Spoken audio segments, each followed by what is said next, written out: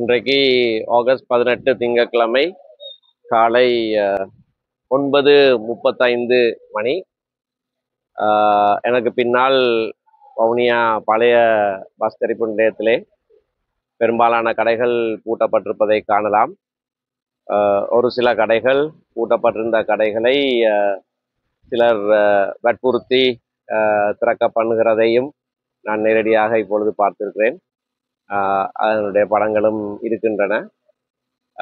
சுயமாகவே மக்கள் கடைகளை பூட்டி தங்களுடைய எதிர்ப்பை தெரிவிக்கிற போது அதனை மாற்றி அமைக்கிற வண்ணமாக வற்புறுத்தி சில கடைகள் திறக்கப்பட்டிருக்கின்றன. ஆனால் வவுனியா சந்தை முழுதாக மூடப்பட்டிருக்கிறது. பஜார் வீதியிலேயும் அநேகமான கடைகள், விசேஷமாக முஸ்லீம் வர்த்தகர்களுடைய கடைகள் அனைத்தும் மூடப்பட்டிருக்கின்றன. மற்ற வடகிழக்கிலே மற்ற நகரங்களிலேயும் ஹர்த்தாலுக்கு முழுமையான ஆதரவு கிடைத்திருப்பதை நான் அறிய கிடக்கிறது. யாழ்ப்பாண நகரத்திலே மட்டும் வவுனியா வர்த்தக சங்கத்தை போலவே யாழ்ப்பாண வர்த்தக சங்கத்தின் நிர்வாகத்தினாலே கடைகள் வேணுமென்றே வற்புறுத்தப்பட்டு திறக்கப்பட்டிருப்பதாக அறிகிறேன். முல்லைத்தீவு மாவட்டம் விசேடமாக இந்த மரணம் சம்பவித்த முல்லைத்தீவு மாவட்டத்திலே இருக்கிற சகல கடைகளும் போக்குவரத்துகள் அனைத்தும் சுயமாகவே முழுமையாக முடக்கப்பட்டிருக்கின்றன. இந்த எங்களுடைய கோரிக்கையை ஏற்று தங்களுடைய வியாபார ஸ்தலங்களை மூடியவர்களுக்கு நாங்கள் நன்றி செலுத்த விரும்புகிறோம்.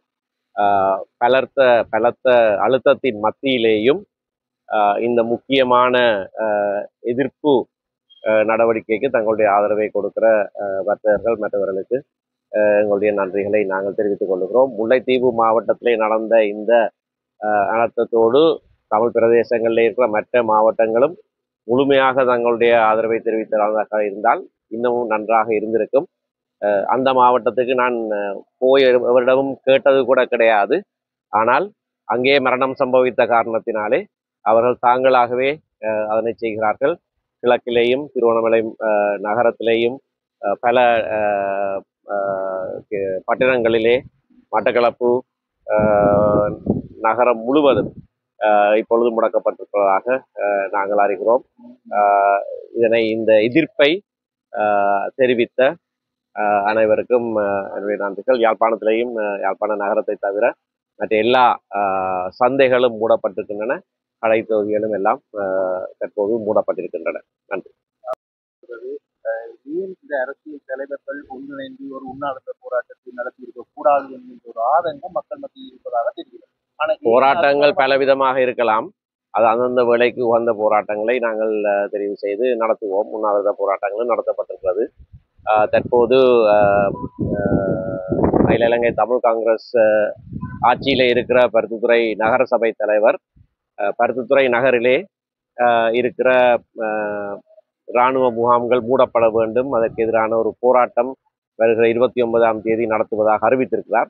எங்களுடைய பூரண ஆதரவை நாங்கள் அதற்கு தெரிவித்திருக்கிறோம். இப்படியாக மக்கள் மத்தியிலே, மக்களுடைய இருப்பிடங்கள் மத்தியிலே இருக்கிற இராணுவ முகாம்கள் மூடப்பட வேண்டும் என்பதுதான் இன்றைய கோரிக்கையாகவும் இருக்கிறது. ஆகையினாலே இந்த விடயத்திலே அனைத்து கட்சிகளும் இணைந்து செயற்படுவதாகத்தான் நான் அறிகிறேன். ஒரு அரசியல் கட்சி கூட இதற்கு எதிர்ப்பு தெரிவிக்கவில்லை. பலர் தங்களுடைய ஆதரவுகளை தெரிவித்திருக்கிறார்கள். வடக்கு கிழக்கிலே மட்டுமல்ல, மலையகத்தைச் சேர்ந்த தமிழ் கட்சிகளும் முதன்முதலாக ஆதரவை தெரிவித்த கட்சிகள் அவர்கள்தான். ஆகையினாலே இந்த விடயத்திலே தமிழ் பிரதேசங்களிலே இப்படியாக மக்கள் மத்தியிலே இராணுவ முகாம்கள் நிறுவப்பட்டு அதனால ஏற்படுற தொடர் விளைவுகளுடைய ஒரு உதாரணம் தான் முத்தையன்கட்டிலே நடந்த விவகாரம்.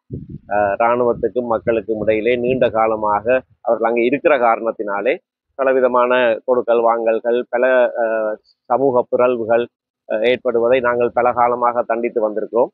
அதனுடைய ஒரு விளைவு தான் முத்தையன்கட்டிலே நடந்த மரணமும். ஆகவேதான் அதனை முன்னிறுத்தி இன்றைக்கு ஒரு அடையாள எதிர்ப்பை நாங்கள் வெளியிடுகிறோம். மதியம் வரைக்கும் இதனை செய்து அரசாங்கத்துக்கு ஒரு தெளிவான செய்தியை கொடுப்பதற்காக செய்யப்பட்டிருக்கிறது.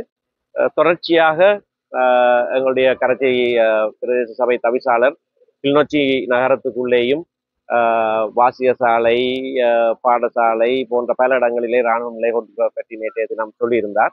அந்த இடங்களிலேயும் நாங்கள் ஒவ்வொரு போராட்டங்களை தொடர்ந்து நடத்துவோம். குறித்து ஒவ்வொரு இராணுவ முகாம்களையும் குறிவைத்து நாங்கள் போராட்டங்களை நடத்துவோம். மற்றவர்கள் பருத்தித்துறையிலே செய்கிறது போல செய்கிற போராட்டங்களுக்கும் எங்களுடைய ஆதரவை கொடுப்போம்.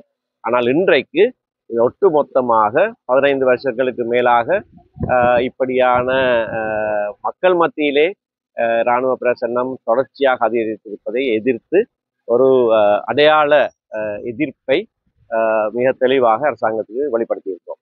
அரசாங்க தலைவர் நீங்கள் வந்தால் இந்த இடத்துல தொடர் உண்ணாவிரதத்தை தாண்டி என்ன பண்ணுவீங்க? வர்த்தக சங்க தலைவர் கொடுக்கிற போராட்ட முறைகளுக்கு நாங்கள் பதில் சொல்ல வேண்டிய அவசியம் இல்லை. மக்களுடைய அரசியல் தலைவர்களாக எங்களுடைய கட்சிகளைத்தான் மக்கள் தெரிவு செய்திருக்கிறார்கள். வடக்கு கிழக்கிலே இருக்கிற சகல தேர்தல் மாவட்டங்களுக்கும் பிரதிநிதிகளை மக்கள் தெரிவு செய்து அனுப்பியிருப்பது இலங்கை தமிழரசு கட்சிக்கு மட்டும்தான். வேற எந்த கட்சிக்கும் அந்த ஆணை கொடுக்கப்படவில்லை. அப்படி இருந்தும் மற்ற கட்சிகளும் மக்களால் தெரிவு செய்யப்பட்ட பிரதிநிதிகளாக நாங்கள் அந்த பொறுப்பை நாங்கள் திறம்பட செய்வோம்.